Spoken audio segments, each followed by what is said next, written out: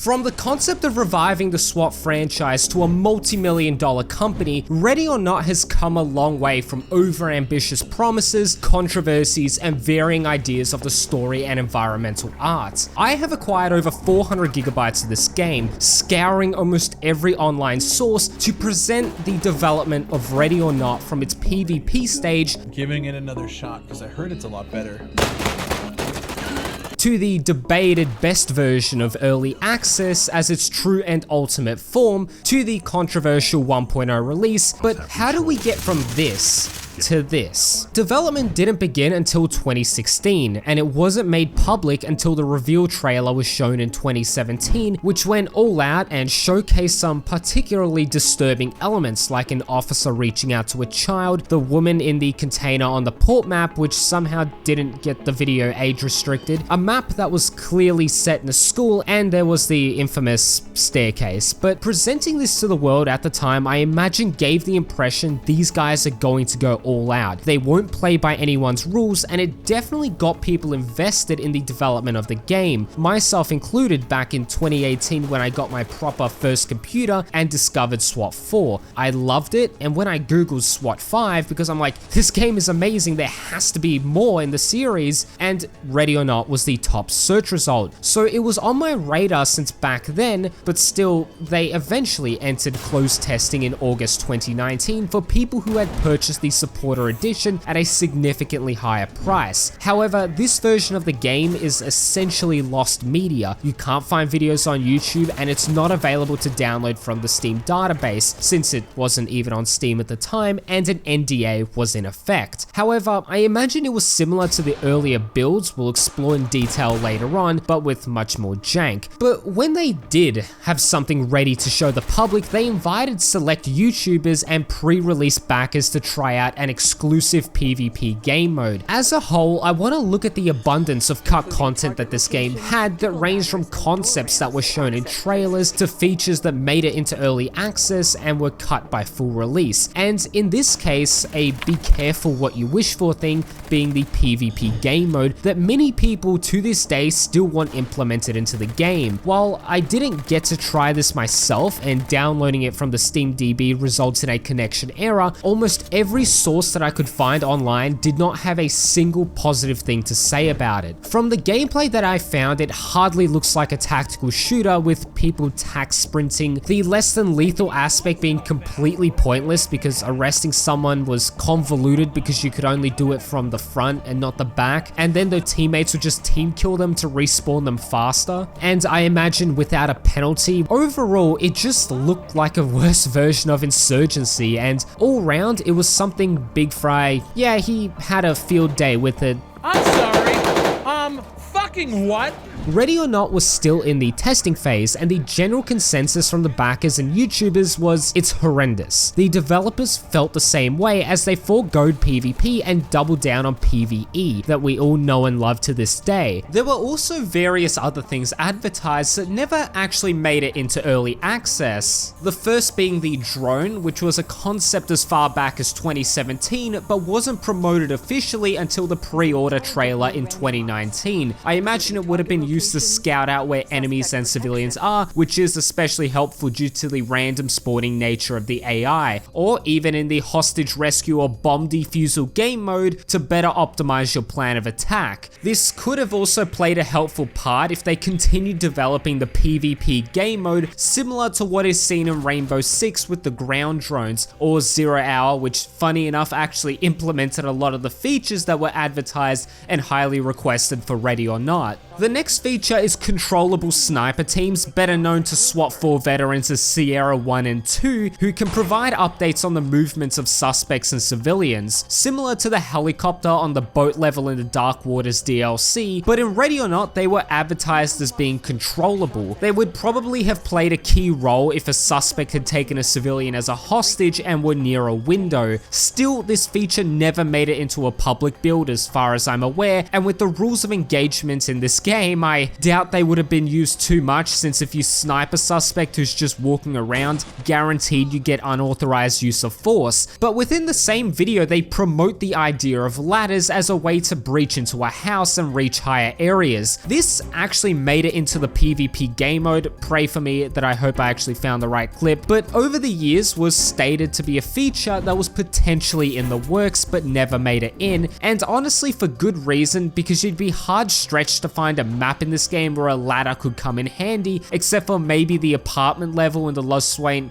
I can't pronounce it, LS Stories DLC. The idea that it would have been implemented into the game, I believe, is compounded by the fact you used to be able to jump, giving the idea that the player was supposed to climb over objects at one point. Another highly requested feature was the ability to cut the power and slip in under the cover of darkness. I am quoting Void Interactive themselves from their own video, but you would have been able to find a fuse box, and if you pay attention, on certain maps you can find fuse boxes open that could have hypothetically let you cut the power, giving you an advantage over the AI with the help of NVGs, and in theory cause the suspect AI to not see you or make it harder for them to find civilians during the active shooter game mode. But even in earlier builds of the game, there was much more dynamic environments, I suppose is the term, because on the gas station, for example, with the old lighting, you could destroy them and it would make the map incredibly dark, but this feature is still somewhat in the game, but not to the same level, because from my research, a developer said they haven't implemented more destructible lights or the ability to cut the power because they use baked lighting.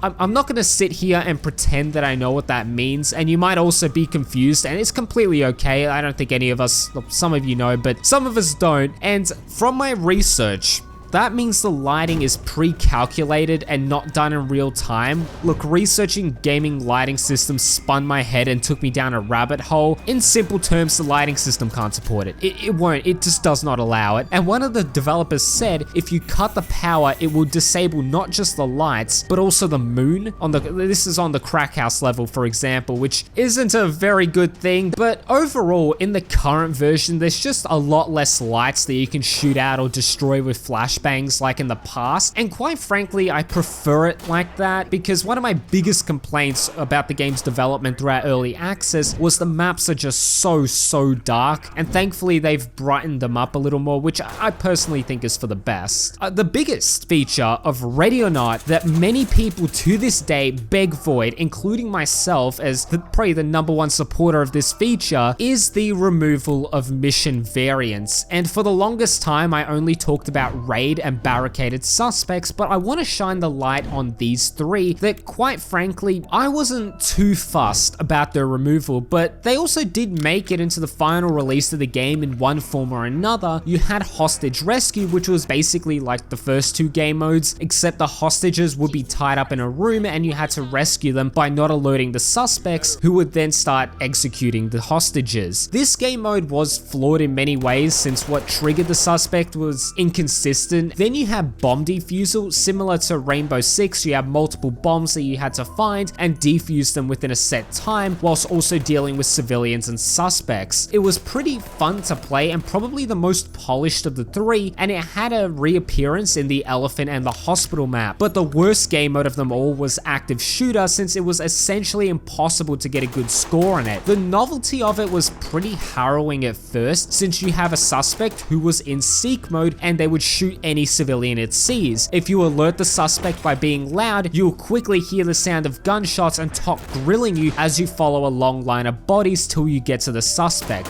Admittingly, it's cool at first, but it was very unpolished and frustrating to play, but it was reintroduced in an improved state on the elephant map and the boat level in the Dark Waters DLC by giving the player a grace period before the suspects go into seek mode, making it not as frustrating to play. But when I was writing this script, I developed a theory about these three game modes that is not confirmed, and I need to stress I am talking through my ass, but I believe these game modes were a test bed or proof of concept for the PvP game mode, where one team has to plant a couple of bombs or defend a room full of hostages. These do make for good PvP maps, but from my memory of SWAT 4 and the PvP version of Ready or Not from 2020, there was, I think, VIP Escort was one of the game modes, and I do believe believe there might have been bomb defusal and hostage rescue, but don't quote me on that. However, while these game modes are good for a PvP game, I feel like the active shooter game mode is probably a little dicey to implement, since I can't think of a single video game that has you kill civilians as a win condition. In No Russian, you don't have to pull the trigger, and in Postal 2, you can beat the game without killing anyone, but that's just a completely made up theory that kind of sprung into my brain that I needed to share. But as a whole, these 3 game modes were incredibly flawed, and the devs weren't lying when they said they were seldomly played, but the Barricaded and Raid game mode are genuinely a massive loss. Barricaded was considered easy mode since the maps were smaller, rules of engagement favored patience and less than lethal options, whereas Raid has a lower rules of engagement, but that's because the suspects were harder, deadlier, and not willing to come out alive, and the maps were also larger. Fun fact, right? The port map actually has 3 different versions to reflect it in the game modes, but the reason they were cut is probably because they had to maintain various different versions of what is essentially the same map. Kind of like how they didn't want to create 2 different versions for console and PC. To them, it was just too much work to maintain. Void also claims they did this for consistency reasons with the story, which is just a whole other bag of worms I won't open in this video, but they wanted to only show the player the canon version, but still people have requested that they bring back the various game modes for quick play, since it did increase the replayability of the maps. Because sure, in the full release version, there are more overall maps than early access, but these different game modes were treated as their own, bringing unique challenges and objectives and maps for the player to explore, and it was just more content that was essentially content that was lost to time. And I still remember when I'd look at the new maps they'd implement in the updates and some of the game modes we blocked out, and I'm like, oh my god, like I wonder what the Raid version of this map is like. Like, are they going to expand it? Is it going to be bigger? Like, who are we fighting against? I don't know. I kind of just miss that, and it could really just be nostalgia talking there, but I'm not going to complain too much about the maps, given the fact that Raid and Barricade is the same thing. They just merged it together, but I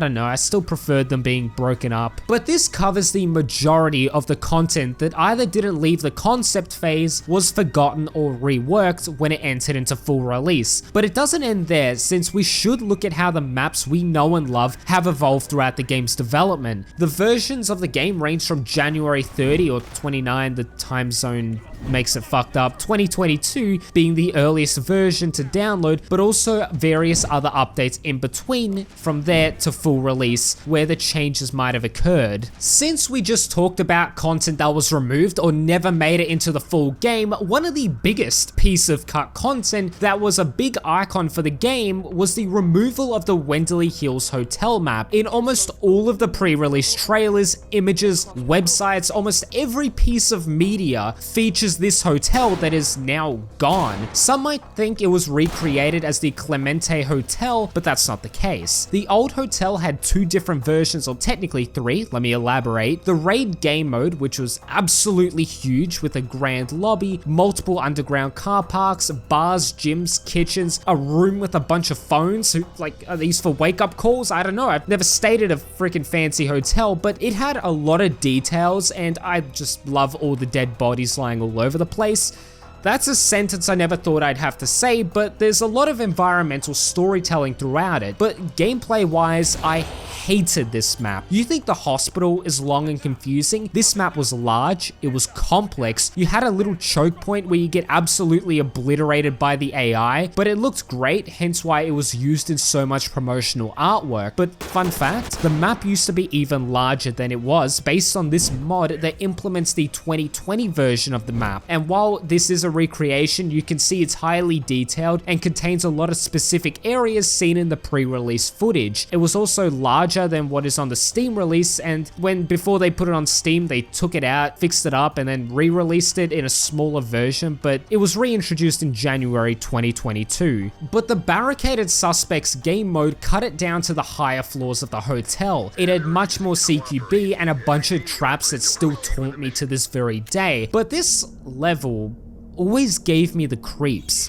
because it felt like you were in the back rooms. There were windows, but you couldn't see out of them. The walls and the textures just looked so odd, and it just didn't feel like you were in a hotel. It was like in some back rooms alternate dimension, and it doesn't help the fact that the map is mostly silent. But early access, unfinished map, the gameplay was fun. It was small, it had an adequate amount of suspects to the point where it didn't feel like you were in Fallujah like the new port map. And the cool thing is, I don't know the technical term, but the environment was very destructible, where you could shoot out a lot of the lights, and if you threw a flashbang, it would send lamps flying and they would go all over the place and it would destroy the light source. I always thought this was cool. Now, it does suck that the map essentially got the Stalin treatment and was never heard from again, but the Clemente Hotel isn't that bad of a level. Sure, it's hard, but graphically and gameplay wise, it's a nice replacement. But I honestly want to know from the devs, why did you put so much effort into developing and promoting this specific level just to remove it? But people have theorized this map will make a return, since Belle Fremont, formerly known as Belle Brady, has a laptop where she's sending messages to a man called Johnny, who was the leader of the Rebel Rejects bikie game that hold her hostage in the removed levels. But this could honestly just be a reference to the removed map as an Easter egg for veteran players who were paying attention to the lore for all these years. But moving on to the next map, Twisted Nerve, more popularly known as the Crack House, even though it's technically a meth house, not crack. But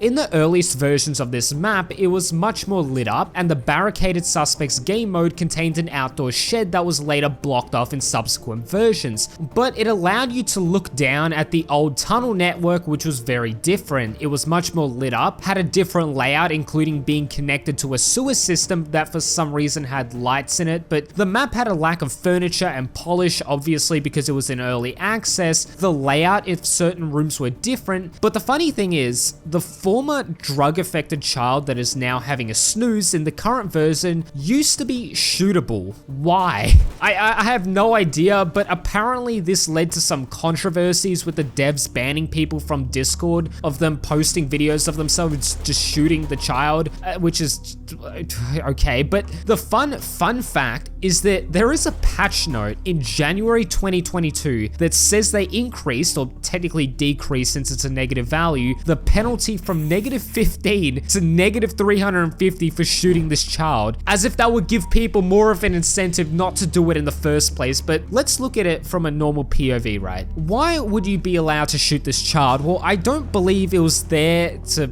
allow the player to do it, like directly. It was more so since the walls are thin, they're made out of wood, and if you were to get into a gunfight, a bullet can penetrate a wall and it might hit the child. And I think it plays into the idea, because while I don't know a whole lot about firearms, like I understand firearms safety, but not officially, but I do know that if you shoot someone, you have to know what is behind the target, because the bullet could penetrate the body, you could miss, and you might end up going into someone's home and hitting a child, which has actually happened before. So I feel like that's why they made the child actually killable. But ultimately, of course, being the tactical shooter community and the average gamer, they can be edgy and do stupid things like what happened on the Discord. But the raid variant of this map was much larger than the current version, since you used to have to clear out a laundromat that was kind of pointless and out of the way, because you had to bag a piece of evidence in there, and sometimes suspects and civilians would spawn in there. But I believe the story reason was because they were shipping meth out of this place. The only difference between this and Barricaded Suspects is that you could go into the tent house, and also the tunnel network would be blocked off in the raid game mode. And I kind of just preferred that system to what we got in the full release, because the map is just still a little too big in my opinion. But now moving on to the gas station, this map had a couple of different versions throughout development, and thanks to this modder, I am able to play a recreation of the pre-Steam version. If you're on console, you just have to watch. But the pre-Steam version on the outside is pretty similar to the final version, but inside it's very different and reminiscent of the convenience store from SWAT 4, with the main foyer area and the employee area. It looks like your standard petrol station and not a half petrol, half diner thing we got in the final version. There's also a day and night variant of this map, and I do still see people to this day asking for the original version to be re-implemented.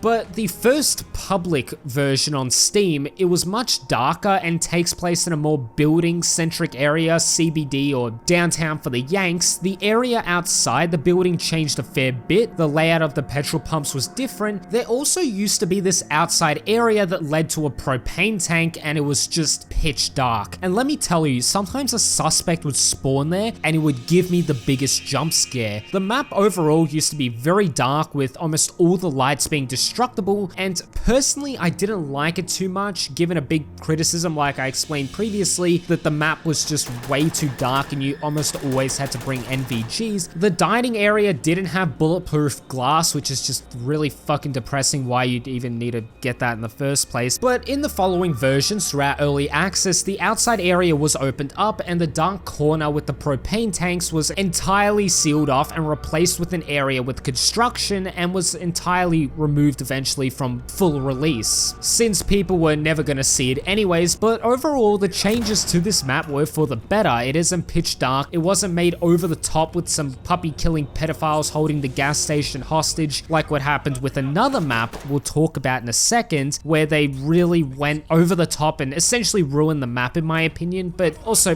technically the gas station guys were puppy killing bad guys. But we have to talk about possibly my all-time favorite map. The port level, compared to the final release, was entirely different and, in my honest opinion, received a massive downgrade. The barricaded suspects mode locked it down to a singular building that you had to make your way from bottom to top, whereas the raid game mode utilized the entirety of the map. Gameplay wise, the early access version was much better because it was more linear and didn't have giant open areas of you getting shot left, right, and center. However, a big problem with the old port map was that suspects would sit on the top of the building and shoot you from the windows, and it was almost impossible to accurately see them and return fire. And also the soundtrack absolutely slapped. But the cool thing is, to give you an idea of how little I played these three game modes, there was a third version of the map that I either forgot existed or wasn't made aware of, and it's an entirely different layout, and it's not even in the same map, whereas you know how the map is sometimes broken up. This one was just entirely different. And the thing is, this map was actually shown in earlier trailers and it hardly changed throughout the game's development, which honestly made me scratch my head so hard as to why it was entirely scrapped and redone, given the fact graphically it was probably one of the best and also most polished, given a few AI issues, but that's more of a whole game issue. But moving on to another map that saw an entire redesign at release was the old Cherryessa farm that also had placeholder NPCs from the removed faction called the Mariposa Lily Organization, or MLO, which is only briefly mentioned once in the full release, and they were also the opposing faction in the PvP game mode. This map hardly changed throughout early access, except when they redesigned the lighting system, they turned it into a daytime map. But this map is revered among Ready or Not veterans for being the epitome of tacticalness. You found yourself clearing an underground cellar with NVGs until you eventually made your way to the main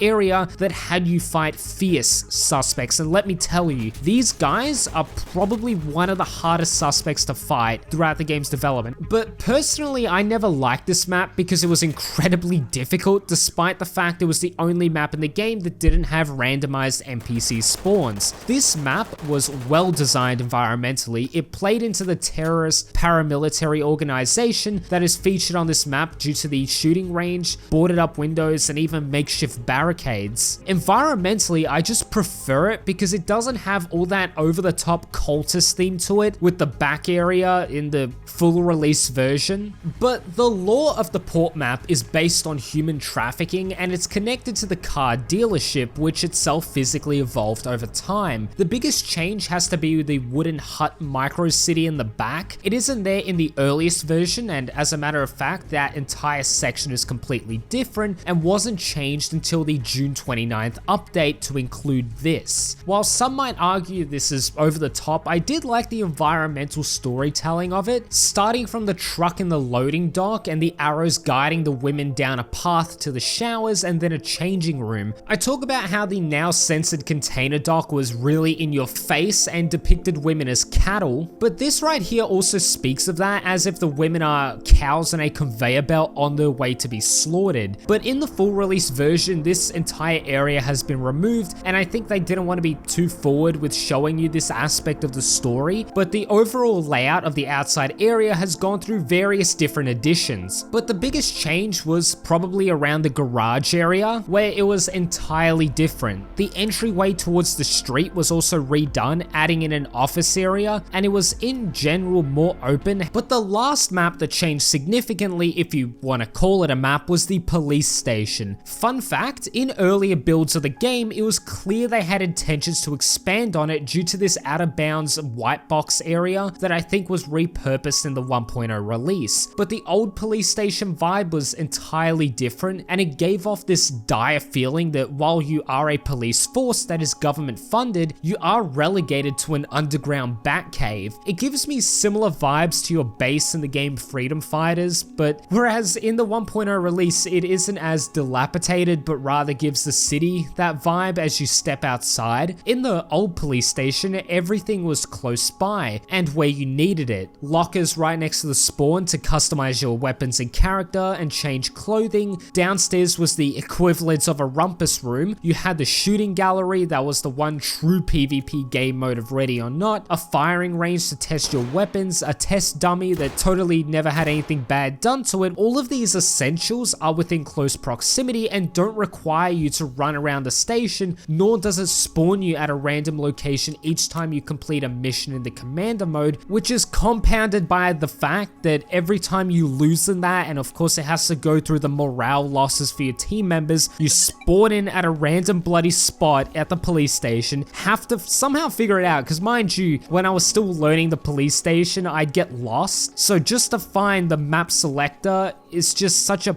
pain at times. But of course, once you get used to it, you'll know where everything is, but in my opinion, just nothing beats the convenience of the old police station. But I will give the new police station some credit. From an environmental perspective, it's just much better. If you are someone that likes to explore and immerse yourself in the lore with the evidence room or the jail cell that holds all the high-profile people if you manage to arrest them, you also have cool little Easter eggs sprinkled around for you to explore. But I'm not going to deny the fact that nostalgia does play a big role with the old police station, since when me and the boys used to game a lot, just a lot of malarkey would take place in this very spawn room, and now it's just a memory. But these are essentially all of the changes to the maps that we know and love today. A general consensus is that the ones that were removed were done for narrative reasons, but it's still frustrating that so much work went into them, and a lot of feedback from the community was glowing positivity. But while the maps were improved, changed, altered, removed, we need to talk about the biggest developmental hitch that Void is still dealing with to this very day, and that is the evolution of suspect AI. Did they just trigger their own trap? Yeah, I think so. Quite frankly, it has come a long way, and I'll throw in the SWAT AI as well, even though they all can be pretty tilting even in the current version. But saying that Void has done nothing to combat this issue is a lie, since upon digging there is countless patch notes that had stated they've tried to change how they behave, and in the original December 2021 release, the AI spam firing was such a common complaint that they alleged to have fixed in the January 2022 update, even making so that the first 3 bullets are inaccurate, and they removed, as they and the community coined, Shotgun John Wick, which was an actual thing. So just remember that, remember how far we've come. But the AI will no longer slam fire a shotgun, and a hesitation mechanic was implemented, but still the AI would have inhumane reaction speeds. When they'd reach for a pistol, they made it straight up impossible for the player to respond, and we can compare this to the current version, where I still feel like it's much more balanced, giving you ample time to respond, so it's great they improved on that. But I wouldn't say it wasn't funny at certain times where the AI would just break out into this full sprint animation and the gun wouldn't even be up and they just instantly headshot you. It was pretty funny, but also very tilting if they were the last suspect. But let's briefly look at the SWAT AI, and let me tell you, people people that complain about it in its current form, please download an old version of Ready or Not, because they were so bad, so useless, and they are such a goddamn hindrance. It perfectly encapsulates why I would either only play with friends or just create my own lobby and do it entirely solo. And I understand, because I was used to it, right? Coming from SWAT 4, go into a room, you have to manually tell them what to do, pick up evidence. It was tedious, and the current AI for the SWAT team is so much better, how you can just clear an entire room by just issuing a single command, and the fact that they can go into search mode once you've dealt with all the suspects, they can go and bag the evidence and find civilians. They're so much better in its current form, and playing the older versions definitely gave me a new appreciation for them, given the fact that they can still block doorways, which is pretty frustrating. But the last thing we should talk about is the countless controversies this game has experienced, and it's just one after the other. The first being Void Interactive losing their publisher Team 17, the same guys that own Hell Let Loose. People have always held the idea that it was because they doubled down on the idea of having a school shooting level, but Void actually denied this, and the true confirmed reason as to why they lost their publisher is still unconfirmed. There was also alt-right dog whistles that was found in the game that caused gaming journalists to go on a whole tirade, but the things that caused this hoopla was having a box that said red pill, and it also said a certain offensive thing on it, and also apparently gaming journalists didn't like the fact that NPC would say this. My mom has a Mexican maid. You might know her.